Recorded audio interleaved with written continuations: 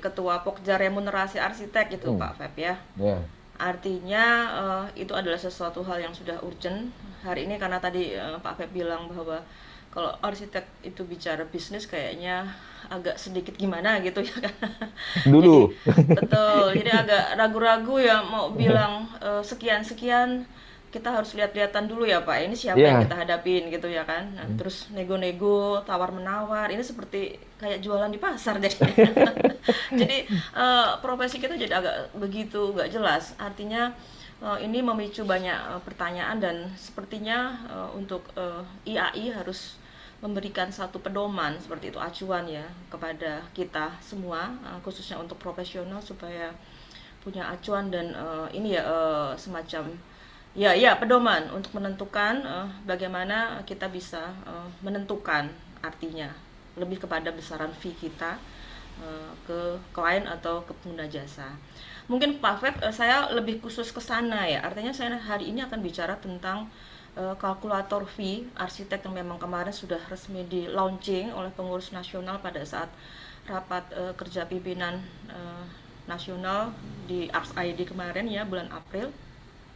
Artinya kalkulator ini sudah resmi ya, bisa digunakan, bisa dicoba-coba begitu ya. Artinya ini sudah menjadi sesuatu alat tool gitu yang akan membantu kita ya untuk menghitung paling tidak begitu ya, dan memberikan gambaran bahwa hari ini profesi ini harus benar-benar dilindungi secara ini ya, standar remunerasinya begitu. Mungkin langsung ya Pak Feb ya, saya akan memberikan tentang gambaran kalkulator fee ini seperti apa ya. Oke. Nah, mungkin terlihat ya. Ya, sudah jelas.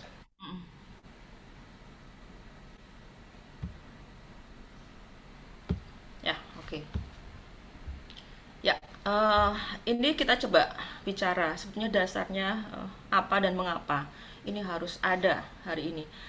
Ini suatu menurut saya suatu progres yang cukup baik ya untuk profesi kita ya, rekan-rekan. Artinya keraguan-raguan kita nanti akan terjawab dan akan dibantu oleh alat atau tool yang memang kita resmi gunakan di organisasi kita di Ikatan Arsitek Indonesia. Baik, ini adalah dasar-dasar pemikiran ya, mengapa kemarin harus dibentuk Pokja ya, Pokja Remunerasi Arsitek ya.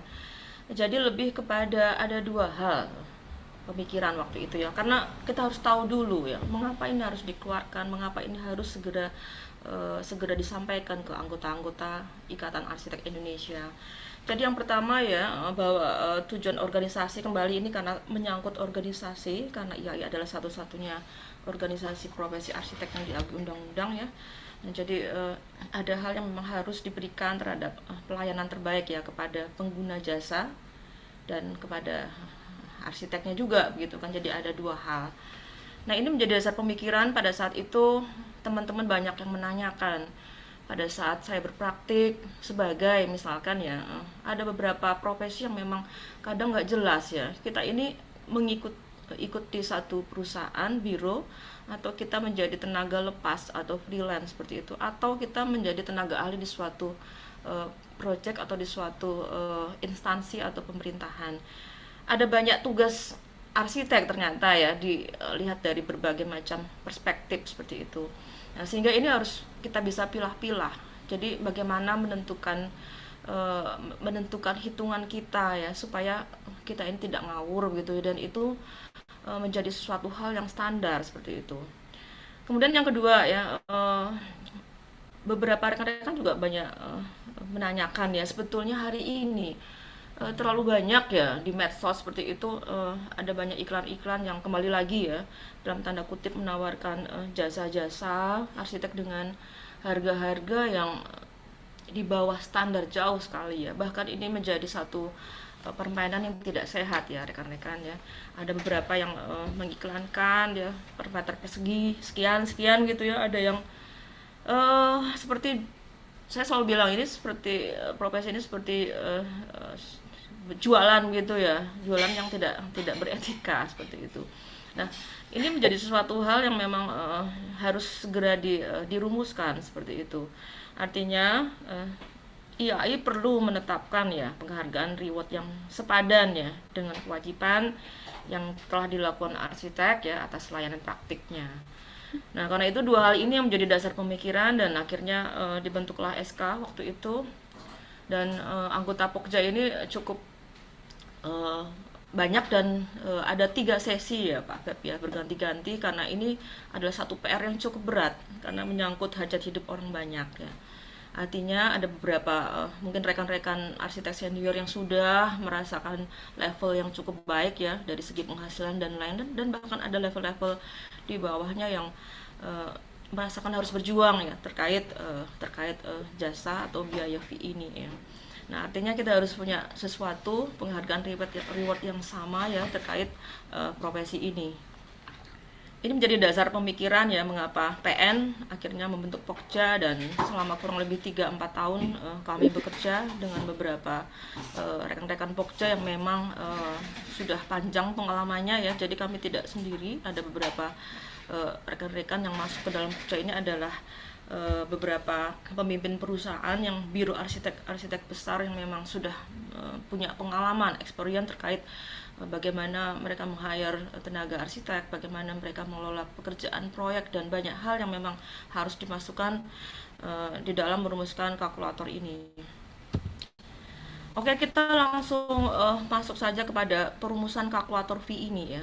Jadi sebelum kita menggunakan, artinya rekan-rekan harus paham ya sebetulnya dasar dari fitur-fitur yang ada di dalam kalkulator ini sebetulnya apa ya. Jadi ini tidak muncul dengan sendirinya, tetapi ini merupakan suatu fitur-fitur yang melalui proses panjang ya, Bapak Ibu dan rekan-rekan ya.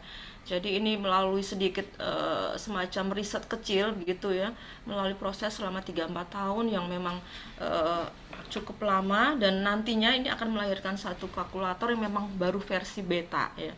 Versi beta itu adalah versi awal di mana nantinya akan ada penyempurnaan lebih lanjut ya supaya kalkulator ini outputnya lebih sempurna seperti itu. Nah, ini juga harus memahami dari segi perumusan ini ya rekan-rekan ya. Artinya pemikiran ini adalah pemikiran yang membutuhkan proses ya. Jadi ada beberapa step yang memang kami lakukan dalam Pokja kemarin ya. Jadi kami memutuskan ya untuk merumuskan satu model fee semestinya kita harus dibantu suatu alat ya. Kalau kita mengenal dan pernah baca buku merah ya, mungkin rekan-rekan udah pernah buka-buka ya di halaman belakang buku merah itu ya, buku arsitek dan pengguna jasa yang diterbitkan tahun 2007, memang sudah cukup lama ya tidak diupdate. Itu di belakangnya akan menemukan banyak tabel-tabel ya, kemudian juga kalkulasi terkait rumusan pembiayaan ya, mulai dari rumah berseri, kemudian prosentase dari satu fee begitu ya. Nah, itu memang tetap akan menjadi dasar acuan dari kalkulator ini ya, untuk kemudian nanti akan kita kembangkan lebih lanjut. Nah, jadi yang pertama kemarin supaya kita paham juga ya bahwa yang kita lakukan setelah memutuskan bahwa kita harus memiliki alat ya untuk memutuskan hal ini. Karena kalau kita hanya memegang buku kadang-kadang males ya membacanya. PDF itu sekarang sudah lewat. Artinya ini harus diwujudkan dalam suatu aplikasi yang aplikatif begitu dan bisa diakses, digunakan oleh banyak pengguna jasa ya. Jadi itu. Ya, ini keputusan inilah yang melahirkan untuk step pertama waktu itu kami melakukan referensi ya terhadap model kalkulator fee yang memang sudah ada ya, sudah duluan ya dari negara-negara di dunia ya, artinya seperti itu. Karena kalkulator ini memang tidak semua ada, tetapi ada beberapa negara-negara yang memang menggunakan kalkulator ini ya, sudah merumuskan ini ya untuk digunakan bagi arsiteknya ya. Setelah mencari modelnya ya dari beberapa kalkulator, kita coba intip, kita lihat ya apa sih yang ada, fitur-fitur apa yang terdapat di dalam kalkulator yang ada ya, seperti misalkan Singapura ya dari SIA, kemudian AIA juga ya ada. Kita coba lihat, walaupun mengakses itu agak susah ya, kesulitan kami waktu itu karena harus ada member yang memang harus kita masukkan ke dalam sistem tersebut, dan baru kita boleh diizinkan untuk masuk ke dalam sistem kalkulatornya. Tapi syukurnya kami memiliki beberapa sumber referensi langsung yang memang bisa langsung menemui arsiteknya yang kebetulan orang Indonesia yang bekerja misalkan di Amerika ya, kemudian juga di Singapura dan negara-negara lain, yang coba kami cari tahu infonya bagaimana penggunaan kalkulator di negara mereka. Apakah sama nantinya bisa diterapkan di negara kita, di Indonesia yang kita lihat lebih kompleks persoalannya ya, dari segi proyek, dari segi faktor-faktor yang memang mempengaruhi terkait lokasi kita yang memang luas ya terhadap Indonesia. Lalu yang ketiga, kita juga melakukan analisa ya. Begitu udah dapat referensinya, kita bedah sedikit ya supaya kita bisa membandingkan, mengcompare antar kalkulator-kalkulator tersebut ya, supaya kita lebih serok sebetulnya kita mau menggunakan model yang mendekati negara mana, seperti itu ya.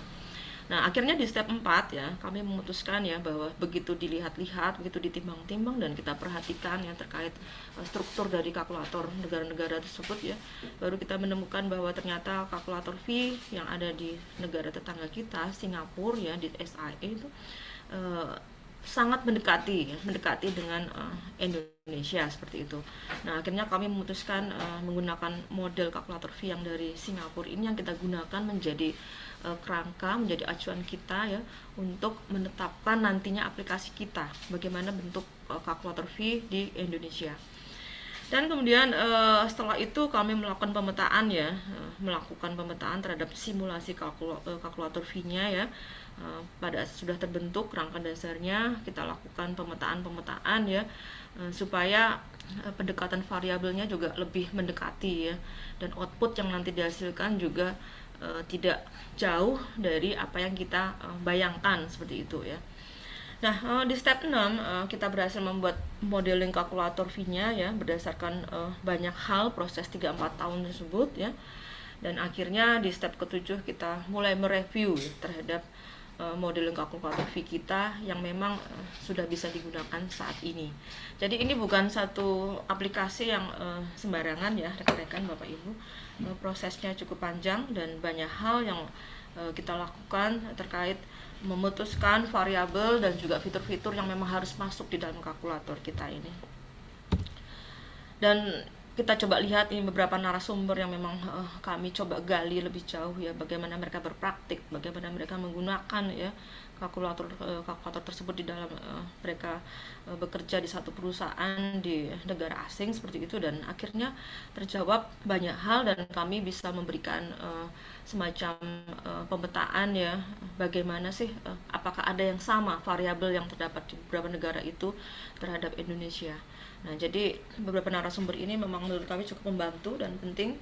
Banyak hal yang bisa kita ambil dan serap terkait nantinya kalkulator kita seperti apa. Dan ini ya, mungkin ini juga menjadi akan supaya kita juga lebih paham dan lebih mengerti ya mengapa nanti ada fitur-fitur seperti itu ya. Jadi artinya kita membuat matriksnya ya terkait kalkulator V yang memang ada di negara-negara tersebut. Kita ambilkan 3 saja dulu ya, dari Singapura, AIA ya, Amerika, dan kita di IAI. Untuk IAI sendiri kami melakukan semacam riset kecil juga ya, artinya kami membuat formulasi kuesioner ya. Waktu itu ada 2-3 kali kuesioner yang kita lempar ya kepada arsitek, kepada biro arsitek ya, supaya kami bisa mendapatkan variabel-variabel yang memang paling menentukan ya untuk kita masukkan ke dalam kalkulator kita. Nah, kalau kita diperhatikan ini di SIA ya, di Singapura, kita lihat ya bagaimana variabel yang pertama, mereka justru experience, pengalaman menjadi variabel penting ya untuk menentukan fee dari seorang arsitek ya. Kemudian dari tipologi, kategori proyeknya, kemudian dari harga per meter persegi konstruksinya, kemudian dari luasan areanya yang kita kerjakan gitu, dan lalu dari lingkup pekerjaannya. Ya, sama dari Pak Alam Mulyana juga kami beri semacam ini juga ya, analisa ya terkait hal-hal variabel yang memang harus masuk ke dalam kalkulator kita tadi ya. Jadi ada lingkup pekerjaan, manpower, harga konstruksi, jenis dan fungsi bangunan. Dari AIA ya, dari Amerika ternyata lebih sedikit variabelnya. Justru yang paling besar adalah dari kontrak ya. Dari kontrak inilah yang akan sangat menentukan bagaimana fee arsitek itu bisa ditentukan. Kemudian dari prosentase harga konstruksi, kemudian dari honor per hour-nya mereka per jam juga di breakdown begitu detail dan tajam ya, sehingga akan jelas dan terbuka bagaimana menentukan fee arsitek ya. Dan juga harga per meter perseginya juga ada ya di dalam variabel tersebut. Lalu bagaimana dengan IAI? Setelah ada 2-3 kali kuesioner yang kita lakukan, ternyata kita menemukan ada 10 variabel yang terus berulang disebut oleh responden ya. Artinya ada dari biro arsitek dan juga ada dari arsiteknya. Dan ini terbaca ya, sehingga kita menemukan 10 variabel ini yang paling menentukan untuk menentukan perhitungan biaya dari fee arsiteknya. Jadi yang pertama kalau di Indonesia ini tentang luas bangunannya ya. Kemudian yang kedua biaya konstruksinya, yang ketiga jenis layanannya, yang keempat fungsi bangunannya, terus kompleksitas bangunannya, pengalaman arsiteknya, ini terkait manpower tadi ya. Kemudian ada teknologi tambahankah yang digunakan, ini menyangkut tentang additional value yang memang nanti akan menjadi beda ya terkait fee-nya.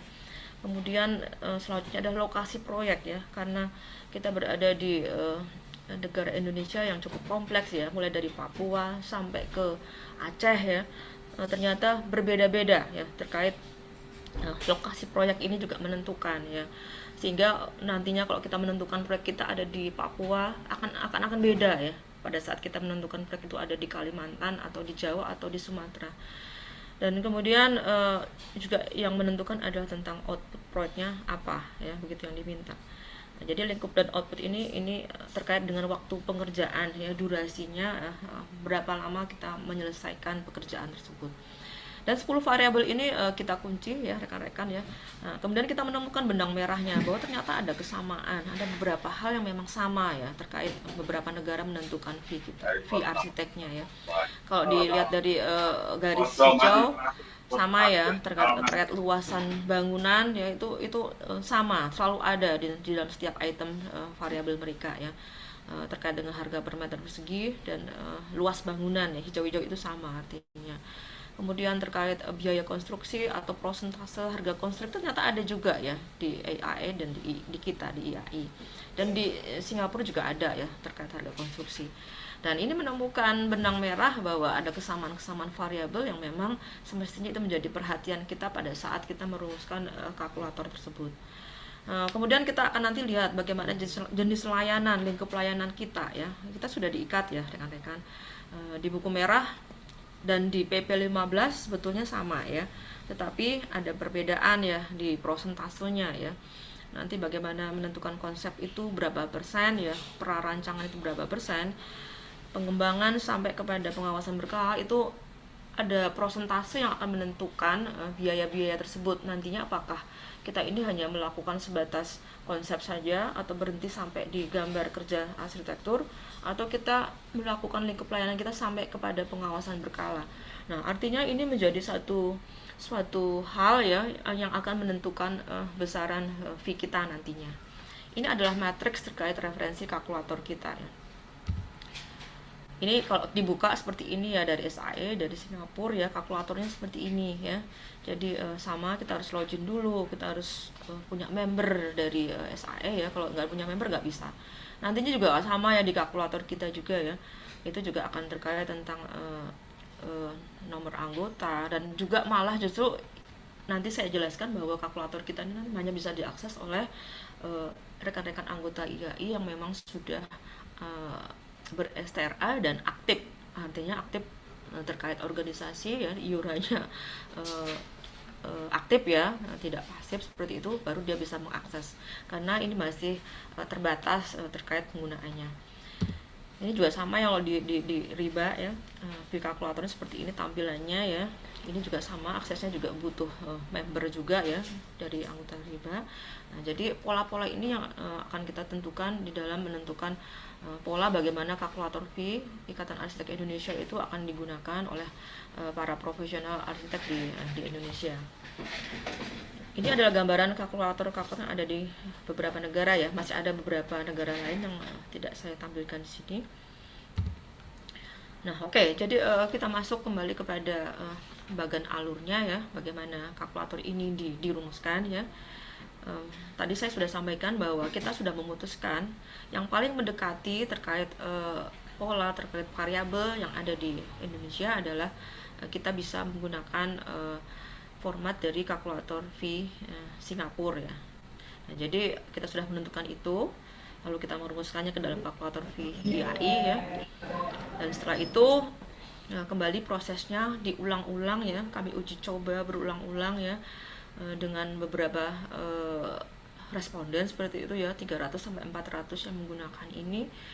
Bagaimana hasilnya, outputnya selama ini yang mereka lakukan pada saat berpraktik selama bertahun-tahun ke belakang ya, sebelum adanya kalkulator ini, semuanya tertuang terlihat ya bagaimana menariknya data itu bisa kita analisa ya. Ternyata selama ini ya praktik-praktik kita ya ada yang memang menaruh harga sangat rendah ya, di bawah standar, ada juga yang punya range yang sangat tinggi ya terkait harga dan biaya arsiteknya.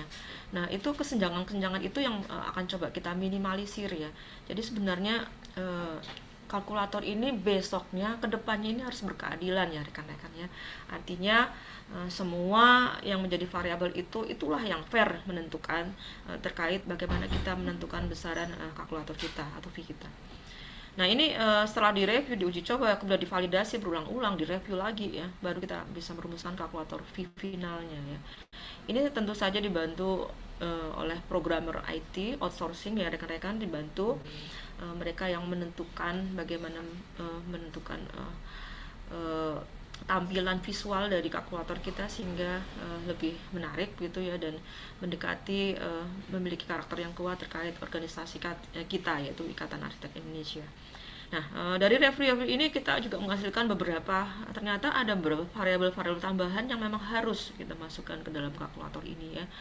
Ada beberapa hal yang membuat itu menjadi uji coba ya, sehingga nanti hasil akhirnya akan benar-benar maksimal kita gunakan pada saat kita mengakses kalkulator tersebut.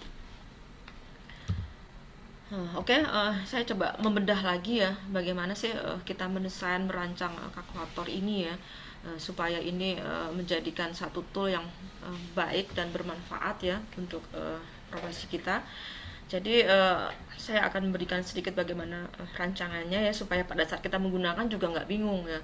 Oh, ternyata ini tuh digunakan untuk apa gitu ya. Jadi jangan salah persepsi terkait fitur-fitur yang ada di dalam kalkulator tersebut. Dan kita juga menentukan sebetulnya landasan hukum kita apa yang akan kita gunakan dalam menentukan data ya. Artinya semua data-data database yang ada di dalam kalkulator ini adalah data yang bersumber dari sumber yang jelas ya. Jadi bukan sumber yang ngawur ya, asal ya, seperti itu. Karena beberapa waktu yang lalu kami juga coba membandingkan, begitu kita searching ya di Google ya, cari aja ada kalkulator fee, ada beberapa biro-biro arsitek kecil, studio yang juga bikin-bikin ya kalkulator fee yang bantu arsitek untuk menentukan. Tapi begitu kita buka, isinya ya cuma paling luasan gitu ya, habis itu mungkin meter persegi gitu kan, lalu keluar, begitu simpel dan sederhananya. Padahal kalkulator ini tidak bisa dibuat seperti itu ya. Artinya itu bukan membantu, tapi kadang-kadang malah justru membuat kita menjadi tidak tidak standar dalam menentukan fee kita. Nah, ini adalah dasar-dasar yang memang harus kita pakai ya rekan-rekan ya. Yang utama adalah undang-undang arsiteknya sendiri ya. Jadi ini harus kita lihat-lihat terus ya, supaya cantolan dari pedoman kalkulator ini juga kuat seperti itu. Lalu turunannya PP nomor 15 ya, ini untuk menentukan acuannya bagaimana tahapan dan lingkup pelayanan arsitek kita itu dimasukkan ke dalam kalkulator ini ya. Dan juga permen PUPR lainnya yang memang harus masuk ke dalam kalkulator ini. Dan juga buku merah ya, pedoman hubungan kerja arsitek dan pengguna jasa 2007 tetap kita gunakan ya sebagai input data terkait kalkulator ini ya. Karena ada beberapa hal yang memang masih bisa kita update ya terkait buku merah ini ya. Jadi ke depan pengurus nasional juga sudah punya rencana untuk mengupdate buku merah ini ya, karena memang harus diperbaharui. Banyak hal yang menjadi dasar kita untuk merubah mindset kita, dan semua hari ini adalah digitalisasi ya rekan-rekan ya, jadi tidak ada yang manual lagi, sehingga kita bersiap-siap dengan era tersebut. Lalu juga tidak lepas dari kode etik arsitek dan kaidah tata laku arsitek ya. Artinya ya kita tetap harus lihat menentukan besaran ini juga harus bersandar kepada pedoman kode etiknya ya. Jadi ini bukan berdasarkan bisnis semata, tetapi ini juga kita memperhatikan hal-hal yang menjadi basic kita di dalam berpraktik ya. Selalu ini menjadi dasar kita ya, supaya etik itu juga tetap jalan ya. Jadi artinya begitu keluar outputnya, ya itu juga harus menjadi tanggung jawab kita melakukan praktik layanan kita. Oke, kemudian kembali saya ulang, ada 10 variabel penentu yang menjadikan kalkulator kita ini nanti akan berikan output yang nanti rekan-rekan bisa lihat sendiri ya, bisa mengukur sendiri ya, apakah ini memang mendekati selama ini yang saya lakukan. Artinya selama ini kita berpraktik ini apakah sudah sesuai, atau hari ini akan sangat terbantu dengan aplikasi ini ya. Nah, jadi kembali ini 10 variabel yang memang kami pegang dan kami kunci ya, supaya ini menjadi bagian dari penentuan terkait simulasi, terkait rancangan kalkulator tersebut. Ya, jadi secara garis besar kalkulator ini dibangun atas dasar 10 variabel yang memang menentukan ya untuk imbalan jasa kita ya. Karena ini melewati proses tadi ya, proses kuesioner, proses riset dan analisa yang memang berulang-ulang kami lakukan. Ya, kembali lagi ini nomor satunya yang paling utama adalah luas bangunan, kemudian biaya konstruksi, jenis layanannya, fungsi bangunan, kompleksitas bangunan, pengalaman arsiteknya, kemudian teknologi tambahan, output proyek, lokasi proyek, dan waktu pengerjaan. Nah, jadi jika kita punya 10 item ini, artinya akan menjadi nyaman ya kita mengisi terkait kalkulator ini ya. Nanti kita coba lihat ya. Ini adalah proses kami ya, tahapan alur rancangan program kalkulator ini ya. Bagaimana progres ini, memang step by step kami harus pelan-pelan melakukan ini, karena ini merupakan hal sensitif, kembali lagi ya, menyangkut hajat hidup orang banyak. Ini tidak bisa dirumuskan dengan sembarangan. Artinya ada beberapa versi yang kemarin kami sudah lalui ya. Ada versi kami namai versi R01, R02, R03, hingga akhirnya final kami bisa merumuskan versi R04-nya ya.